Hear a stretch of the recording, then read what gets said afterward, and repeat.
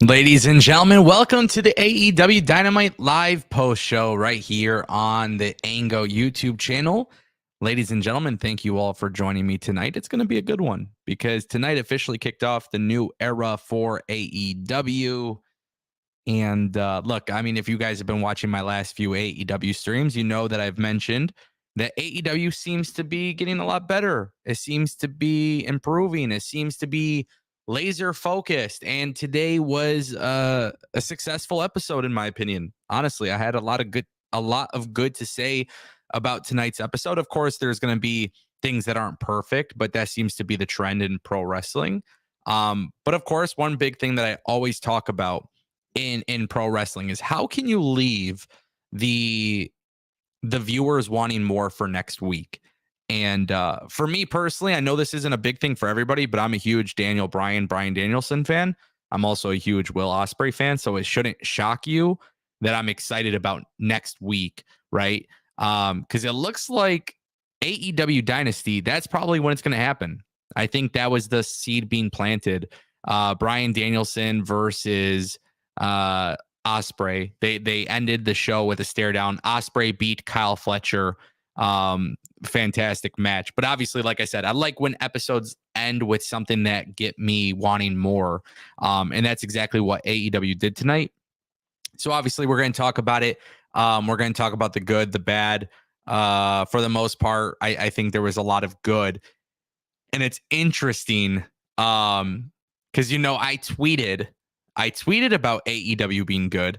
So just it's really funny mentioning this. If I say anything negative about AEW, by the way, this doesn't happen with WWE at all. But if I say something negative about AEW, then I have a huge response from like all of these tribalists, right? And they come after me and they get pissed at me for criticizing AEW.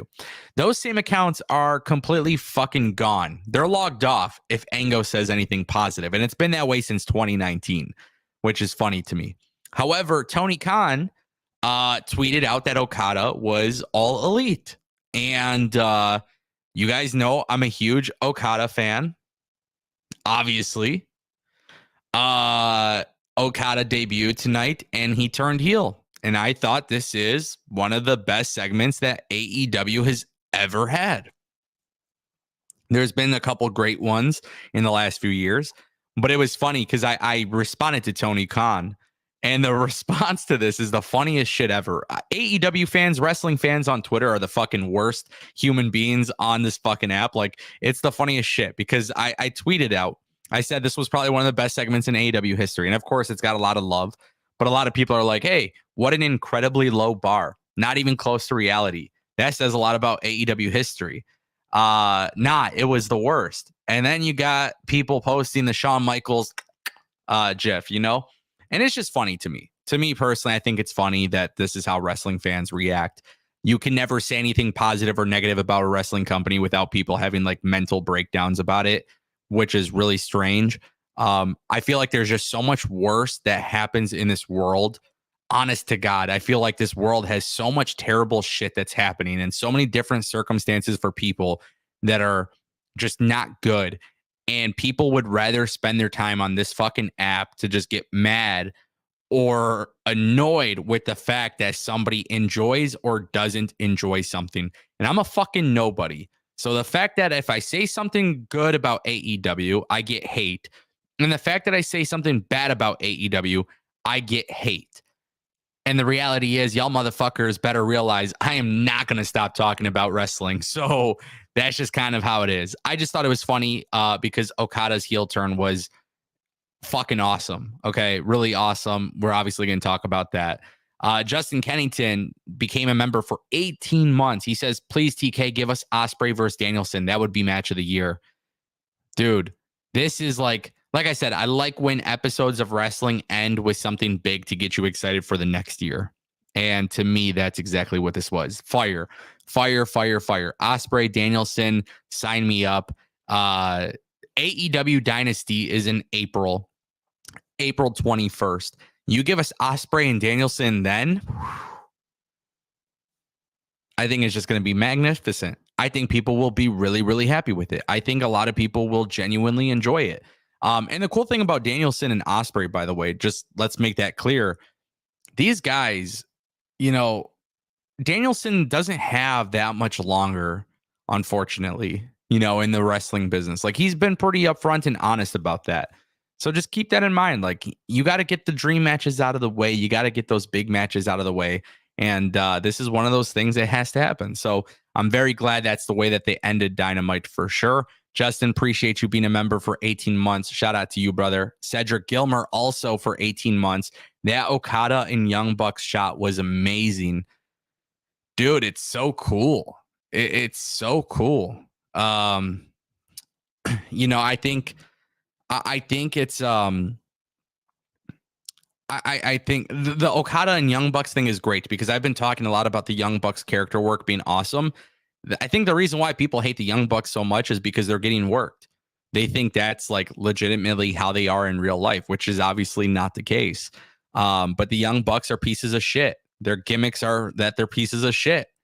I know a lot of people are in the chat. They're asking, wait, how was Kenny Omega fired? He was fired from the Elite.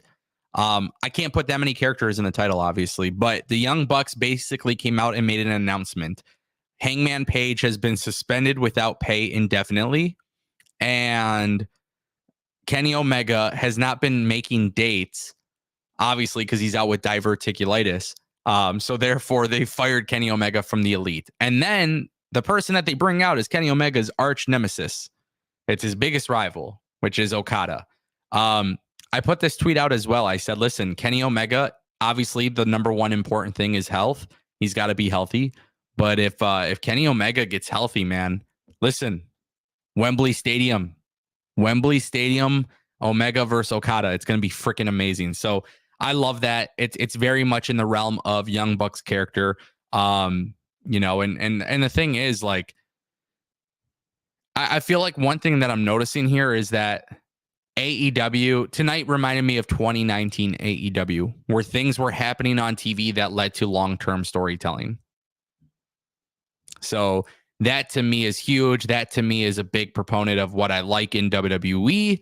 So it shouldn't shock you, right? If I talk about this stuff in WWE and AEW does it, it shouldn't shock you that I like it. So I thought it was awesome. Very, very awesome stuff right there. Cedric, thank you. 18 months is huge. Appreciate you, brother. Appreciate it. Richard Martinez dropped a $2 super chat. He says, to me, Okada debuting with the Bucks feels wrong. And that's the purpose of it. It is supposed to feel wrong. It's not supposed to feel right. It's not supposed to be a feel good moment. It's supposed to be this big deal.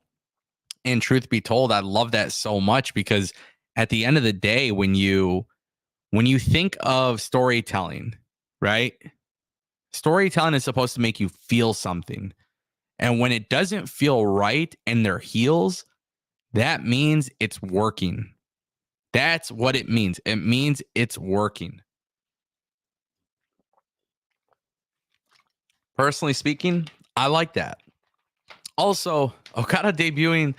Oh, Okada joined the Elite. Let's just put it out there. Nobody fucking expected that. So the fact that nobody expected that is amazing. That's a really good thing. And obviously, you got to give them hats off for that. And we got to remember, next week is Mercedes Moné. So next week, they got to continue the momentum. But this is huge. This is huge. Richard, thank you for the super chat. Appreciate you, brother.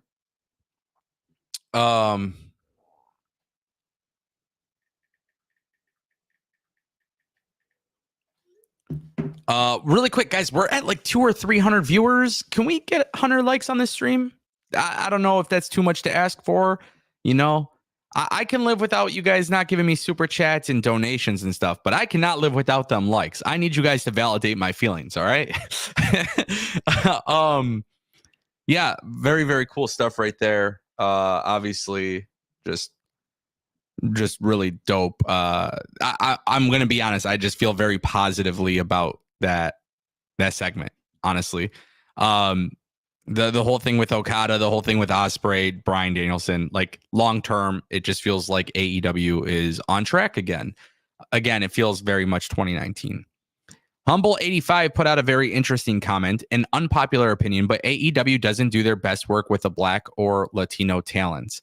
You know, I can't really talk about representation, right? Because I am an Albanian American, and I don't like, I don't have anybody representing my culture on TV other than Rizar in WWE. That's like the only Albanian wrestler that I know. So when it comes to representation, it's hard for me to speak on it. Because obviously I don't have anybody to represent me. So I understand why a lot of people do say these types of things. I think the best thing to do is just understand that AEW and WWE, and I can't speak for them, but I think they just need to really look at their talent and have long-term plans for their talent. And regardless of race and regardless of anything, just like all of these companies are inclusive, right? Like you could see like everybody's in these companies, which is a fantastic thing. I feel like you have to give them a chance, but also you got to be vocal, right? Like I think like one thing that I learned, I remember talking to one of my friends. It was when Kofi Kingston won the WWE championship. Like when Brock Lesnar beat Kofi, like I can understand why people were upset with that, because they found their own culture being represented, right? Like their own people. And so I can understand that. And I think the best thing to do is just be vocal, you know. 1000% I would say be vocal, and that's the best way. That's the best way to do it. I like, for example, you know, I don't want AEW to crown somebody a champion just for the sake of it being good PR. WWE does that. And I don't want WWE to do that anymore either. You know what I mean? I want them to do it because it's the right thing to do. And that would be really important. But totally fair point. You're not the only person to complain about this at all. Andre Benson dropping a $2 super chat for a small crowd tonight. They were super loud. You know, let's talk about this, right? AEW revealed the new set. The new set's been revealed, the new logo, as you guys can see on my live review right here on the screen. The new AEW logo is on the top left corner, and it is true. They've completely rebranded. They can, you know, they got the cameras even look better. The only thing I don't like, you know, and I think I gotta be honest with you guys. Like, I know this isn't the popular opinion. I don't like all the colors. I don't like all the colors. I didn't like it with NXT 2.0. I don't like it with like this. The physical nature of the stage and the screen and like the tunnels looks fucking cool. Presentation looks great. It's actually funny watching AEW tonight. The show was booked and paced very much like a show from 2019 AEW. It very much felt like old school AEW. The only difference is it physically looked more like WWE. That's what it looked like. It looked physically, it physically looked more like WWE. And I don't know if I like that, because the idea for AEW was to be the alternative, especially with the LED barricades and stuff like that.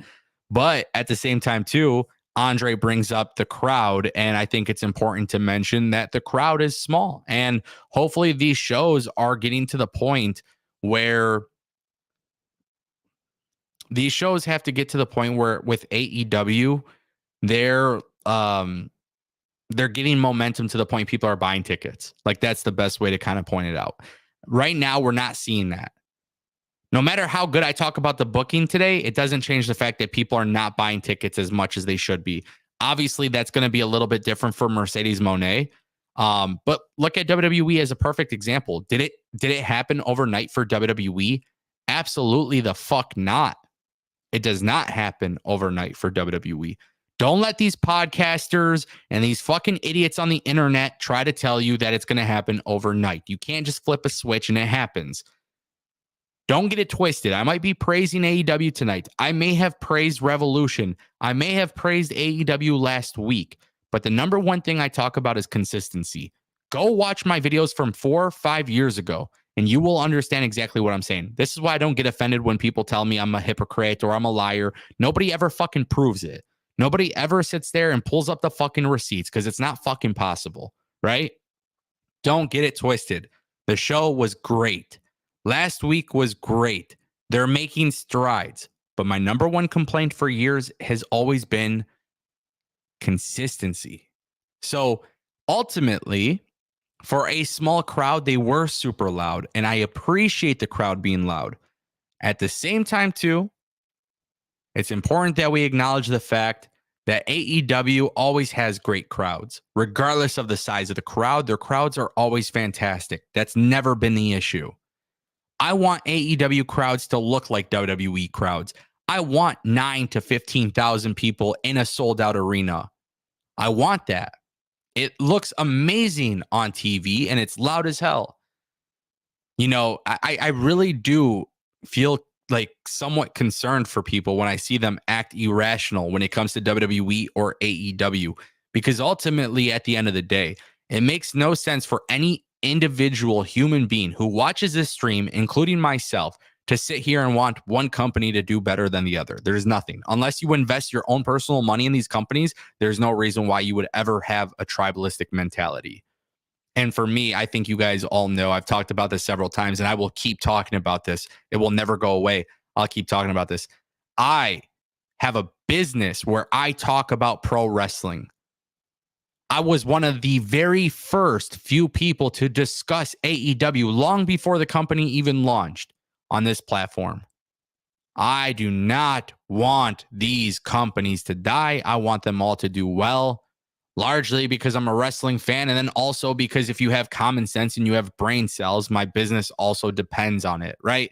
So that's a level of transparency nobody else is going to talk to you about, but I'm going to talk to you guys about it because this was a small crowd. No matter how good I thought the show was, it didn't change the fact that not a lot of people were there. There's a reason why AEW hasn't been lighting up the crowds as much as they should. That's okay. It's not a problem. Keep doing shows like this, and I guarantee you, you will get asses in seats. Andre Benson, thank you for the $2 super chat. Appreciate you, brother. Adam Myron, or Miran, hopefully I pronounced that correctly. $5 super chat. I think AEW should graduate from Arthur Ashe Stadium to MSG and NYC for their shows. What do you think about that, Ango? And P.S., the theme is badass. Adam, I think this is great. To answer your first part, I think they should continue doing Arthur Ashe Stadium. There's a specialty when it comes to that show. When they do Arthur Ashe, it feels special. Grand Slam always feels special on live TV.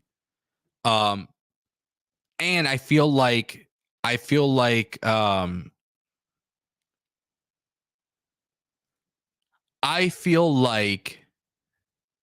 Arthur Ashe is cool. Simple as that. I think MSG is cool. I feel like they can do both. I really do. I don't know if they're allowed to do MSG. I don't know if WWE still put a block on arenas and stuff like that, but from my understanding, they don't anymore. I mean, for crying out loud, WWE was openly praising Sting's match in AEW on fucking commentary. So who knows? Who knows what they have in regards to plans? But they should still 1000% do Arthur Ashe. And then I would say if they could get MSG, they should absolutely try it. I wouldn't do that until you do some stuff. Obviously, with I think they should absolutely try to do both if the opportunity comes. I'll leave it at that. And in regards to the theme, Mikey Ruckus obviously continues to kill it. That's not really a shock. I think everybody knows Mikey Ruckus is a genius. When it comes to the AEW theme, the intro was fire. I always like the original one that they had. You know, here comes the boom, dynamite. Like I always like that shit. You know. But I think Mikey Ruckus killed it again, and it's cool, man. I like it. I like it. Adam, thank you for the super chat. Appreciate it. Humble, I just saw your comment. I wanted to respond to it. So Humble said you are a strong supporter of AEW Ango, but AEW has a diversity and inclusion problem. And again, I understand where you're coming from. And I think these are topics that a lot of people might stray away from. They might not address these on live streams or whatever. I think, you know, it happens within time, but again, the most important thing is just being vocal. You know, like I don't like that. Like that's one thing too, right? Like as a fan, like me personally as a fan, you know, it's important that They do it because it's the right thing to do. That's how I look at this. That's it. That's how I look at this. You know, if you feel like they have a diversity and inclusion problem, be vocal about it. And that's the most important thing you can do. I don't think, and I can't speak for them, and I can't speak for WWE, right? But these types of topics are kind of controversial for whatever freaking reason. I don't understand why. But I think the most important thing to do is for them to put out the best product possible and utilize their talent, right? So when you say they have a diversity and inclusion problem, obviously, you know, without having a direct conversation with you to explain it, it's a little bit difficult too. But I think AEW in general just has an issue with utilization of talent regardless, right? Like that's kind of how I looked at it. So to me, it's a different scope of what they're doing. But of course, it is important that when there is these conversations being had, I think they just need to be, people need to be vocal, you know, as an Albanian, like I said, Albanian, I don't have anybody representing my culture. Nobody's representing my culture. You know, I have Razar in WWE. Like I can't really relate to it the way that some other people can, but I would love more Albanian representation. I would love for them to make, you know, I would love to be on WWE or AEW and write stories and stuff like that, or be a whatever, you know what I'm saying? But again, when it comes to inclusion and diversity, I think the most important thing is for fans to speak up. But I also don't want them to just be reactionary and just do it for the sake of doing it, right?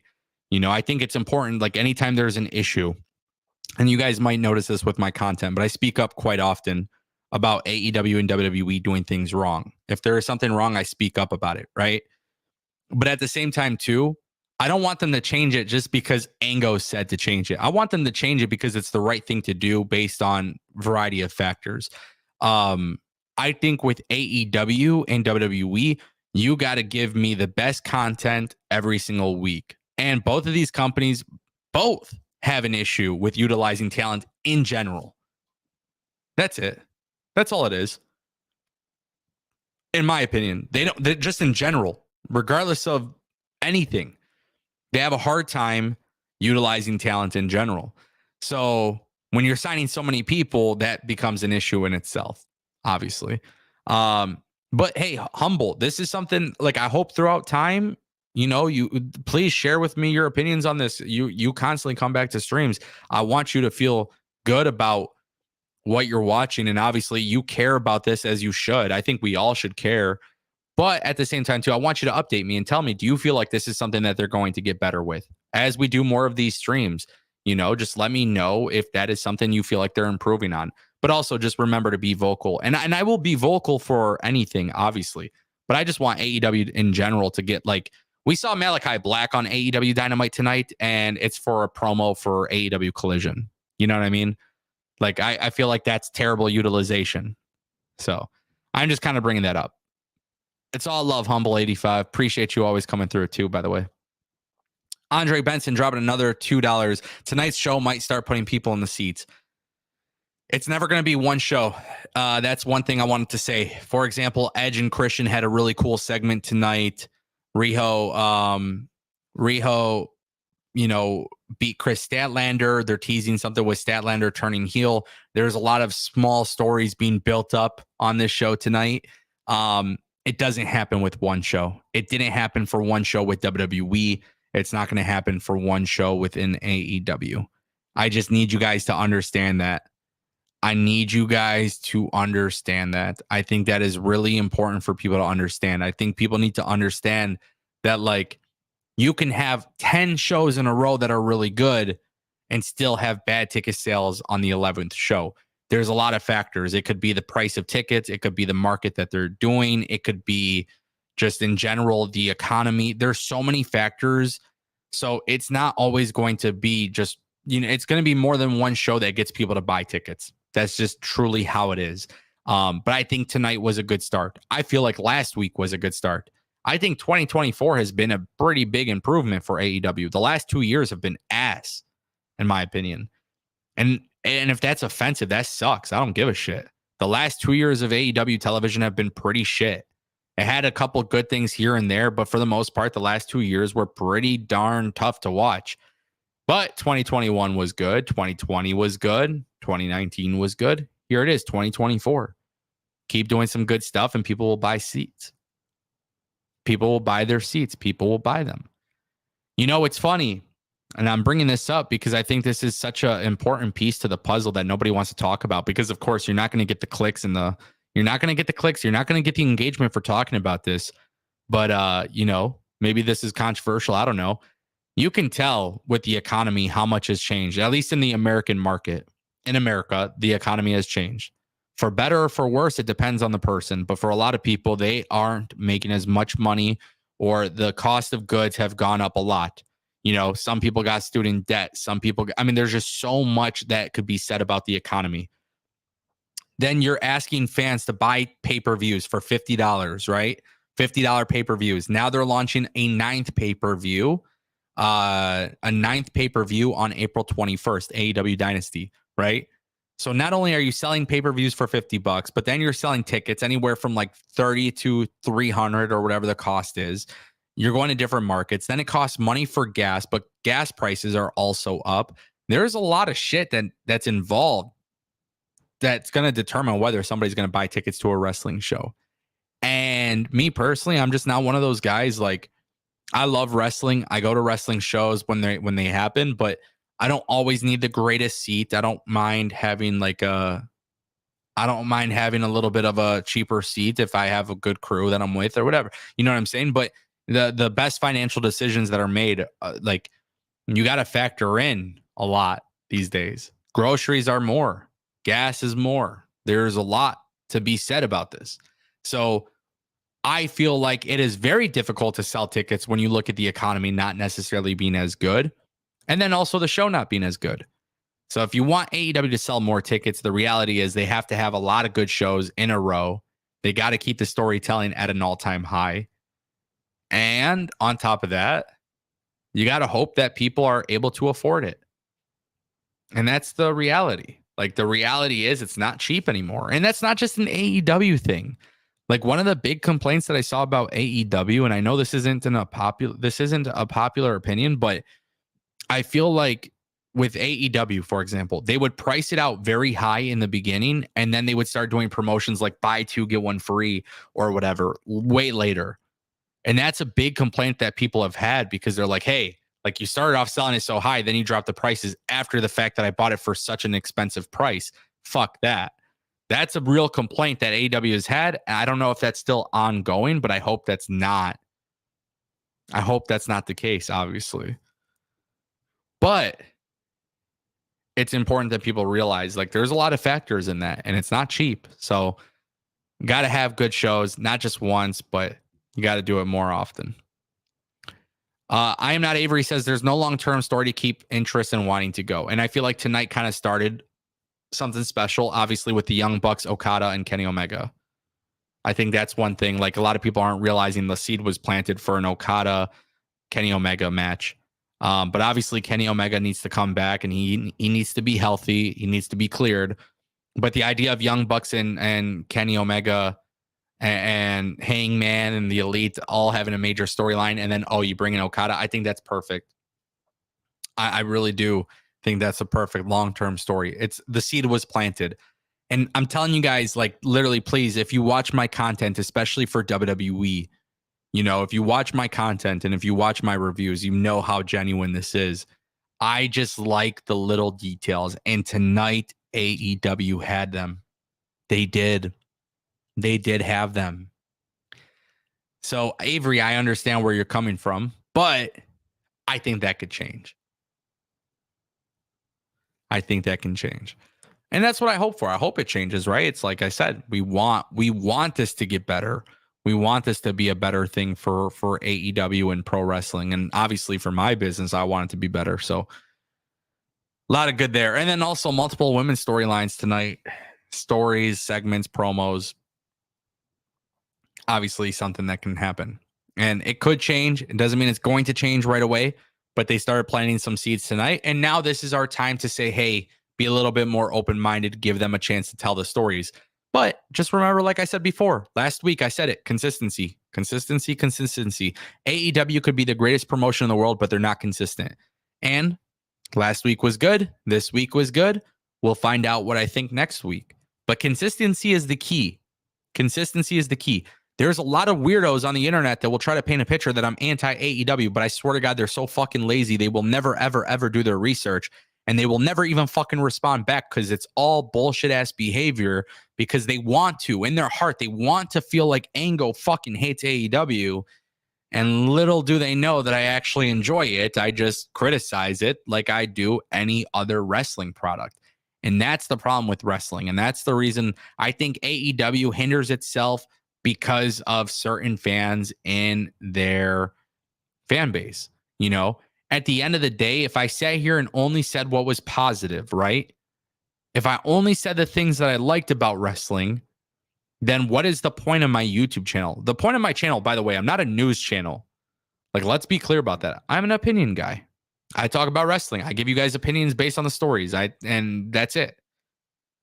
So at the end of the day, I think it's important for me to talk about the good and the bad. If I talked about everything good,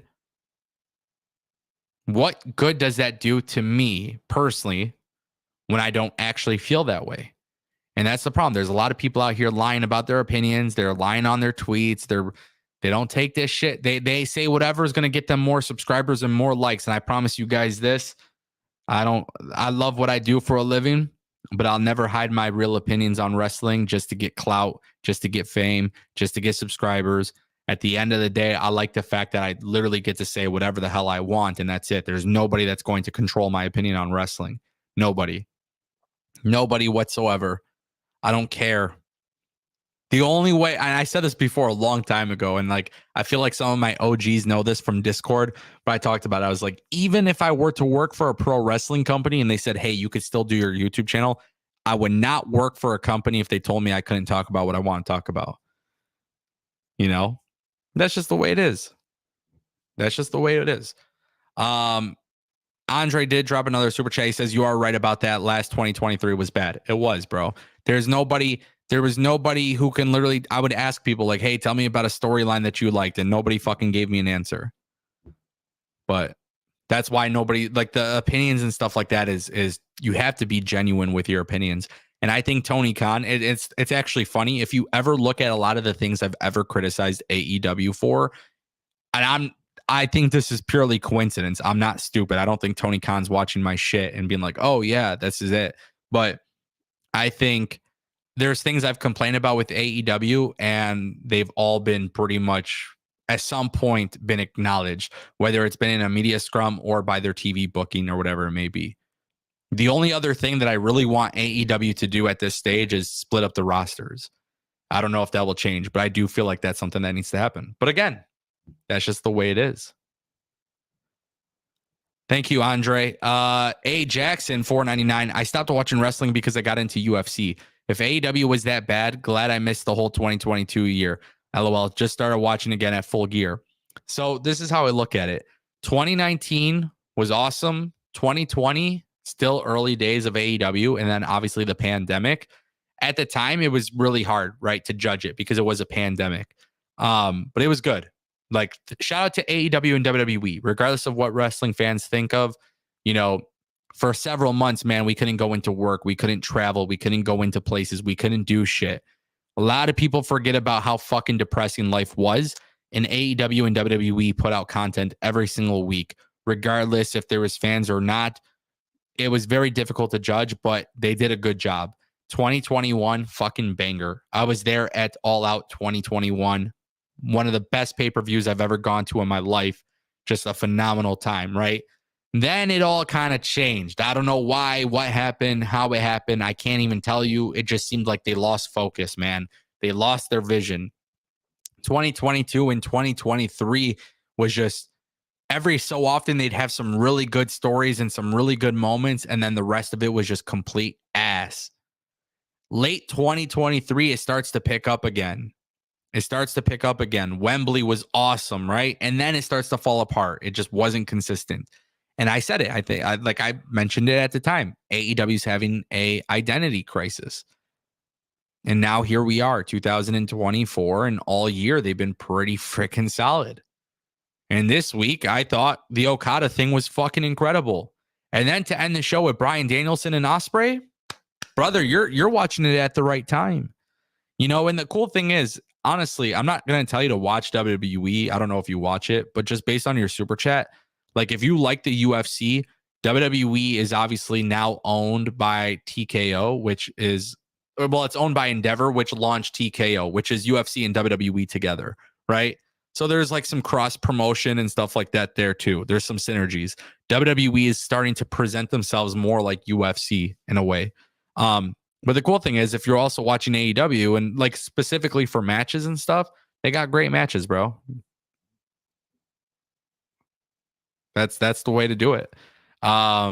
Appreciate the super chat, brother. I don't know if I've ever seen you drop a super chat before, so if this is your first one, I appreciate it, man. Thank you.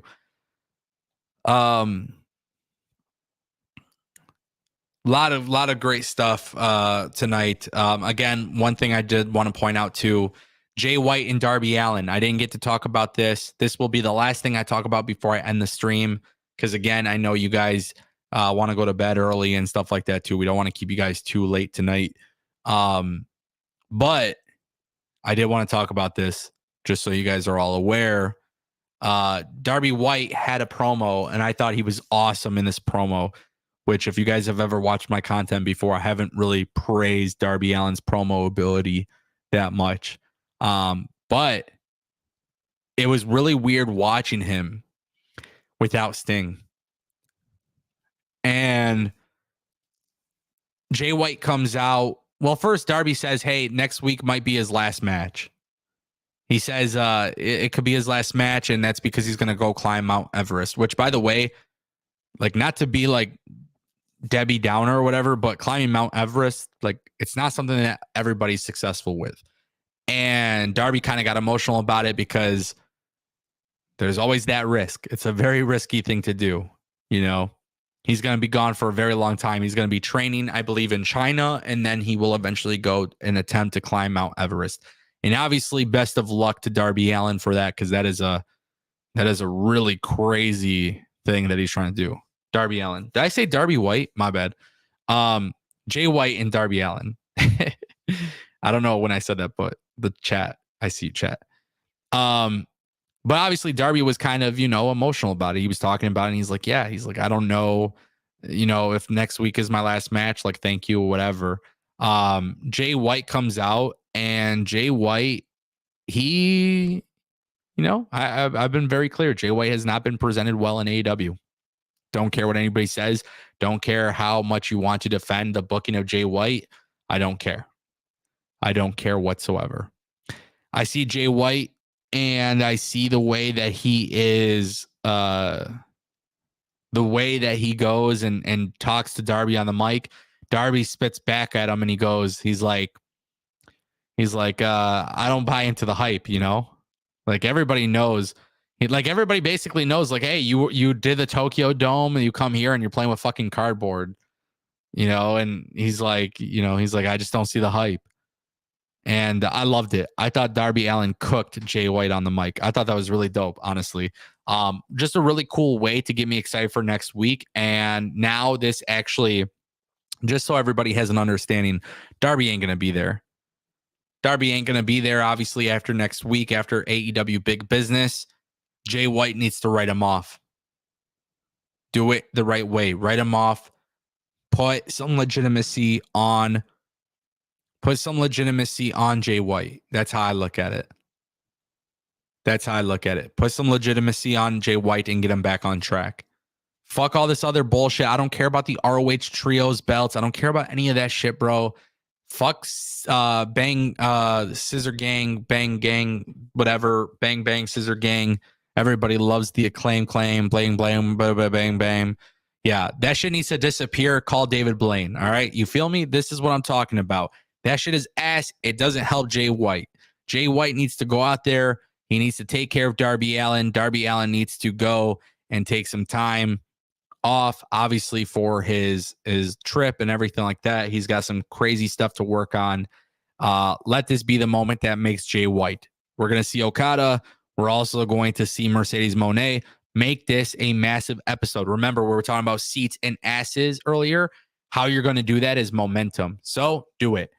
I'm tired of this scissoring this, scissor me daddy, scissor this, scissor that. It's played out. It's not, it doesn't have momentum. It's not fun anymore. It's not beneficial. The Acclaimed and Bang Bang Scissor Gang teamed up because of what the fucking devil and everybody did to them. And for some reason, they haven't even got back to them.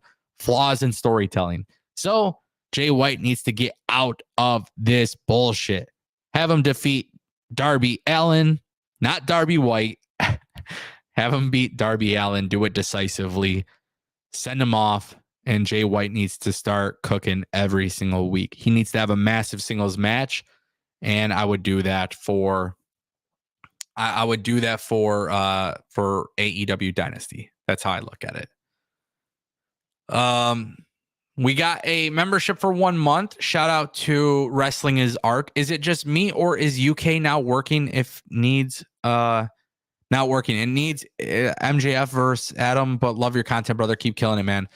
Okay, hold on. I'm sorry. Let me try to read this again. Is it just me, or is UK now working? Undisputed Kingdom. Sorry. Okay. Is Undisputed Kingdom not working and needs MJF versus Adam? Yeah, I mean, it lost its momentum. I hate to say that, but it lost its momentum. The reveal wasn't as good. I don't think people care about it. Tough to say, hard to say what, like, I don't know. I really don't know.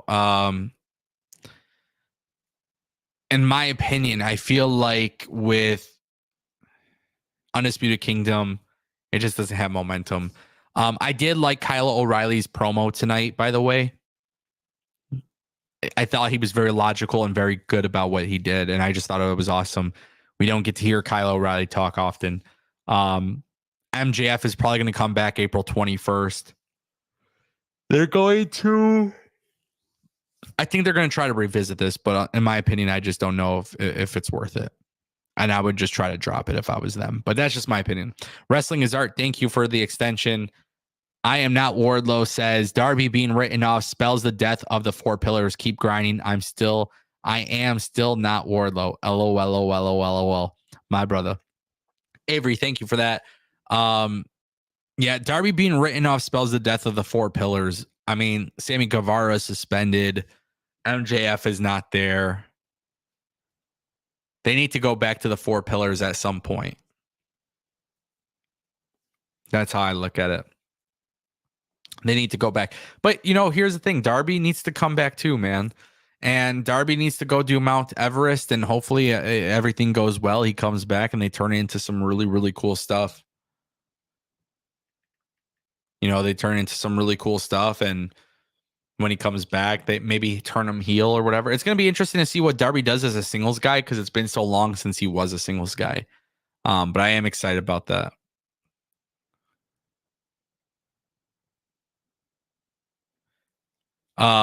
Also, Avery,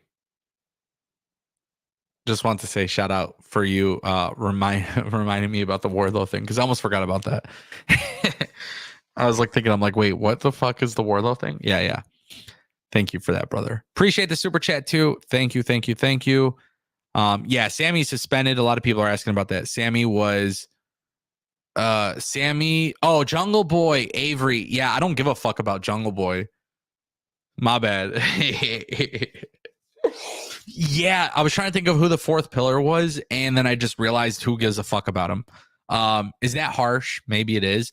But at the same time, too, I don't rock with him. So, yeah, I'll kind of leave it at that. I think his NJPW run sucks. I think his promo sucked. I think he peaked when he was part of Jurassic Express with Marco Stunt and Luchasaurus.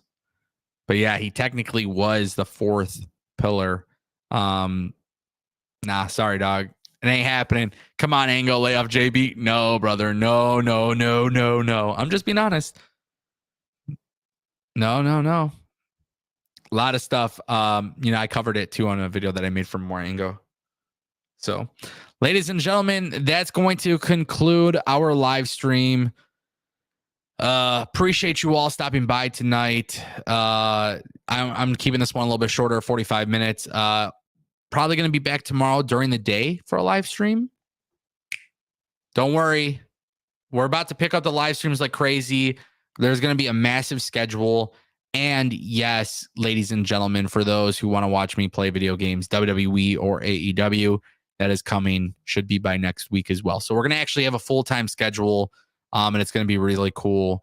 I'm still waiting to get WWE 2K24. I have AEW Fight Forever. We'll start doing those too.